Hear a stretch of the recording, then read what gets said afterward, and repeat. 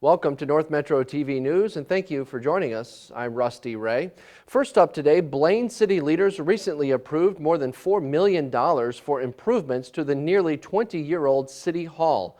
City officials told me that sounds like a lot of money, but it could have been a lot more if not for some key decisions decades ago. Sure, the view from the third floor of Blaine City Hall is pretty cool, but when you turn around, it's nothing but storage and unfinished walls. To Police Chief Brian Padani, it's a beautiful sight. Really, literally just out of room. So, well, fortunately, said the city council 20 years ago built this anticipating the future growth. The unfinished third floor will soon house offices that are currently on the second floor.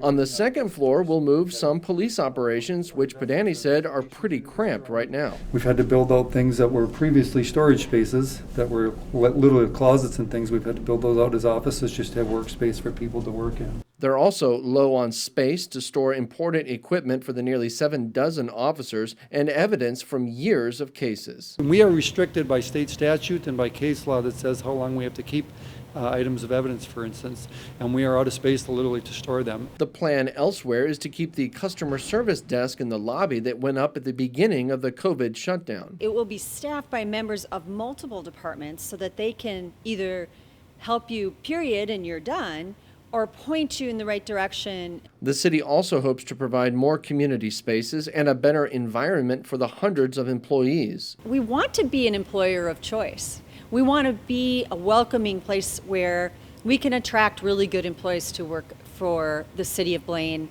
in the future and retain the good employees we have now. Wolf says all of this is quite the bargain. If you can imagine, if we now had to build a separate police station building because they had outgrown their space, or if we had to add the third floor now, that would be significantly more expensive than what we're doing with this project. The construction could begin in April, and Wolf hopes it will be finished by the fall.